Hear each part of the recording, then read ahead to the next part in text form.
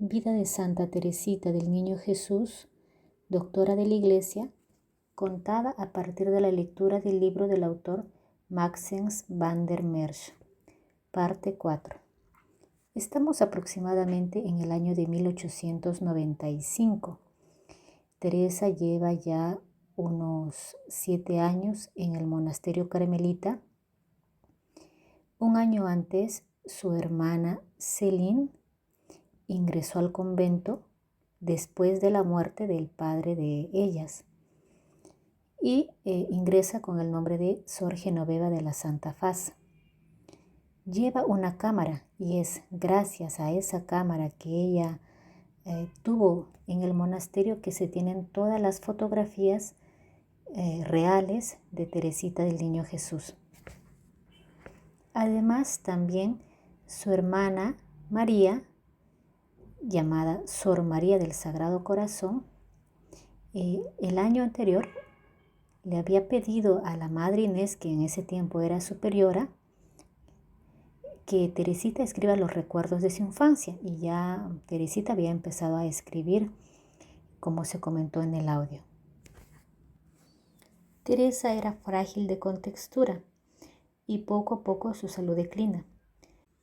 Sufría de constantes indigestiones, pero se le había ordenado que no inoportune a las demás hermanas con el relato de sus malestares.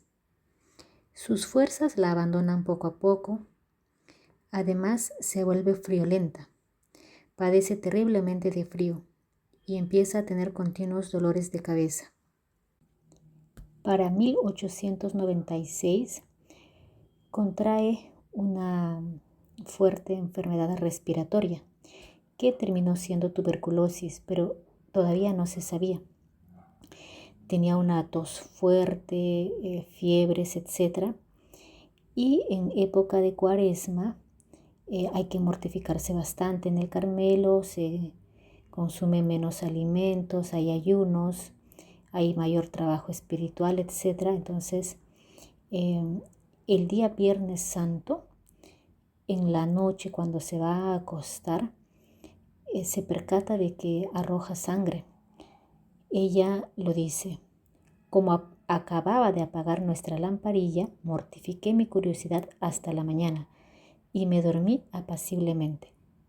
Es decir, no se asustó, se dio cuenta de que había sangre, pero prefirió recién al día siguiente fijarse y se alegró mucho. Fue a contárselo a la Madre María de Gonzaga. Pero como no sentía ni fatiga ni dolor, le conceden el permiso de acabar su Cuaresma. El tema es que no se hace caso a esa señal y Teresa continúa durante los siguientes meses de la misma manera, como si estuviese sana, como las demás hermanas monjas, haciendo los quehaceres de la casa, trabajando en los oficios del día a día. Lo único que le quedó fue una tos seca y continua. Pero la enfermedad iba avanzando hasta el siguiente invierno, ya el del año de 1897. Teresa vive un verdadero martirio durante el invierno de ese año. Tirita todo el día de frío. Empieza a padecer sudoraciones fuertes, una debilidad muy generalizada, de modo que tiene que luchar continuamente contra el agotamiento. Empieza a padecer de vértigos, de síncope. Más tarde, confesó que a veces necesitaba 1 hora solamente para quitarse la ropa antes de dormir, debido a la debilidad que tenía. Durante las noches, echada en la oscuridad de su cama, tosía interminablemente, pero nadie se daba cuenta porque su celda era bastante apartada del resto de las celdas. A veces pasaba la noche entera despierta y temblando de frío sin poder dormir.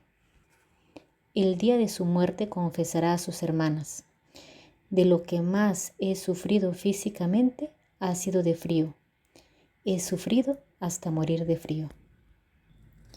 Sus hermanas monjas advierten que está cada vez más delgada y piden a la Madre Superiora, la Madre María de Gonzaga, que le dispensase del oficio de la noche, que son las oraciones que ellas hacen o de pie o arrodilladas hasta la medianoche en la capilla. Pero la Madre María de Gonzaga dice que un alma de ese temple, como el de Teresa, no debería ser tratada como una niña, así que no le da las dispensas. Llega la Cuaresma y Teresa tiene que emprender nuevamente todas las austeridades de esa época sin ninguna atenuación y con las pocas fuerzas que tiene. Pero la enfermedad se hace evidente y la Madre Superiora tiene que hacerse cargo. Llaman a los médicos para que sea tratada. Se decide dejar a Teresa en su celda y aplicarle vesicantes. Los vesicantes eran sustancias irritantes que se aplicaban sobre la piel a fin de provocar ampollas artificiales o vesículas, con la intención de desviar la enfermedad desde los órganos internos hacia la piel. Era una forma en la que antes se creía que se podía tratar la tuberculosis, y lo que hacía era pretender aliviar la congestión pulmonar o desinflamar los pulmones. Esta aplicación era muy dolorosa, o a veces se aplicaba en plastos de mostaza, pero también se solía usar cantadirina, que era el veneno de unas moscas, o amoníaco u otros irritantes químicos. Y estas solían causar ampollas graves, intoxicaciones, irritaciones de la piel, enrojecimientos, etc. Y la pobre Teresa, dado la gravedad de su enfermedad, le aplicaron hasta 500 vesicantes al mismo tiempo. Y la pobre Teresa acudía así a los trabajos ordinarios con el cuerpo cubierto de llagas, porque si bien es cierto se le permitía estar en su celda más tiempo, tampoco es que ya no salía de la celda. Por ello también se entiende que no bajó a la enfermería hasta julio del mismo año. Estamos hablando que la Cuaresma ese año pudo haber sido entre marzo y abril, después de unos meses todavía de estar siendo tratada de manera casera en su celda, es que baja a enfermería. Cierto día no acude ni a misa ni al comulgar, por lo que su hermana mayor, la madre Inés, se percata y va a su celda y la encuentra sentada en su pequeña cama, totalmente extenuada, y ahí es donde se da cuenta de la real gravedad de Teresa. Cuando le reprocha a Teresa el no haberle contado, ella responde: «Dale gracias a Dios, madrecita, os habría dado tanta pena verme tan mal cuidada». Un punto muy importante a tratar es que Teresa pasó los últimos años o al menos meses con una sequedad espiritual muy fuerte, donde la duda la invadió. En algunas cartas que escribe a amigas monjas conocidas o algún misionero o sacerdote con quien comparte cartas, escribe: «Cuando canto la felicidad del cielo, la eterna posesión de Dios, no siento ninguna alegría, pues canto solamente lo que quiero creer». En otra carta dice: «Rece usted por mí. Con frecuencia, cuando le suplico al cielo que acuda a socorrerme, es cuando me siento más abandonada». Y en otra dice: «Va usted a creer, madre, que exagero. Debo pareceros inundada de consolaciones. Una niña para quien el velo de la fe casi se ha desgarrado, y no obstante ya no es un velo, es un muro».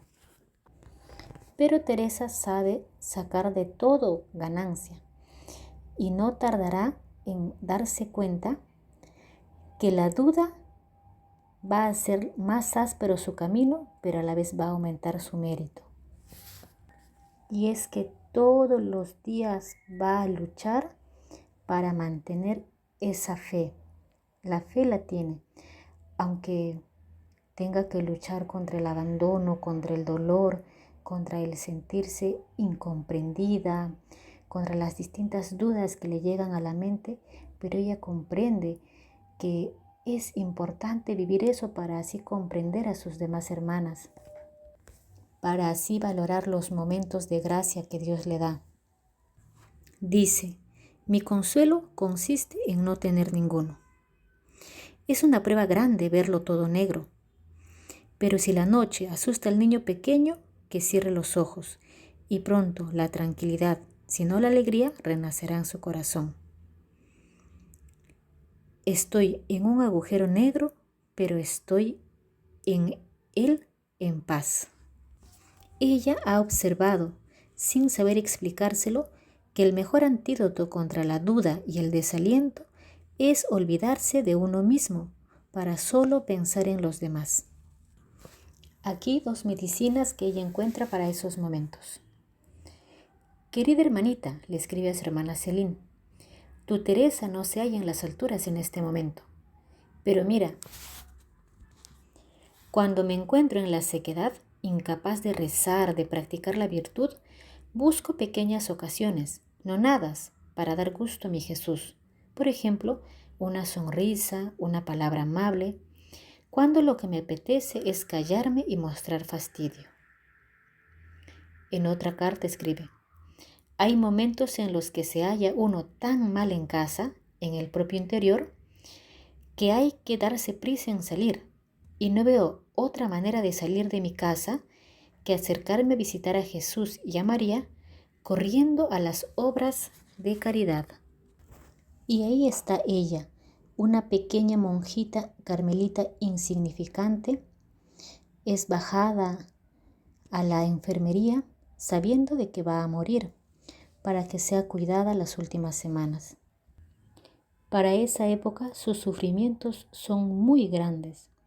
Tiene tuberculosis de los intestinos, atroces desgarramientos de toses, úlceras en las mucosas, la lengua descamada, disfagia, quemaduras por la infiltración que le hacen en el conducto faríngeo, los vesicantes y las ampollas que se comentó, dado que está semanas en cama. Tiene escaras muy profundas, tiene los huesos descarnados, fiebres altas, sudores fuertes, esputos violentos de sangre 2 o 3 veces por día, ataques de tos que la sofocan hasta el punto de estar ahogada. Es la noche del 29 al 30 de septiembre. La madre Inés acompaña a Teresa junto con su otra hermana, la madre Genoveva. Teresa ya no puede respirar. Cada respiración le cuesta mucho y ella dice, ¿esto es la agonía? ¿Cuánto hay que rezar por los agonizantes? Si lo supiéramos bien. Le tratan de consolar, pero ella dice, rezad por mí, pedid que no pierda la paciencia. Yo que tanto he deseado toda clase de martirio, si lo supiéramos, hay que pasar por ello para saberlo. Teresa no moría. El Señor le regaló la gracia de sufrir bastante. Incluso llegó a decir, oh madre mía, os aseguro que el cáliz está lleno hasta los bordes. Jamás habría creído que fuera posible sufrir tanto. Y así llegó la noche y le dice a su hermana, madre, ¿no es aún la agonía? ¿Es que no voy a morir? Sí, hija mía, es la agonía, pero tal vez Jesús quiera prolongarla algunas horas. Bueno, vamos. No querría sufrir menos tiempo. Bueno, realmente los que hemos visto el gran sacrificio que es respirar para las personas agonizantes con este tipo de enfermedades, podemos dar cuenta que es un sufrimiento muy atroz. Y así pasó Teresita hasta que por fin vio su último suspiro. Las demás hermanas, monjitas, todas pasan a despedirse a su cuarto, le colocan rosas. Hasta eso, todas creían que había muerto una monjita más en el Carmelo. Joven, buena, bondadosa, pero de ahí no pasaba. Tanto es así que sus hábitos le fueron entregados a otra monja para que los usara hasta que se acabaran, y las sandalias que usó, que estaban bastante remendadas, fueron quemadas. Su entierro fue muy común. Solo un año después, con la publicación de sus escritos en Historia de un alma, es que se conoce sobre ella y así logra llegar a ser doctora de la Iglesia, que se contará en el siguiente y último audio.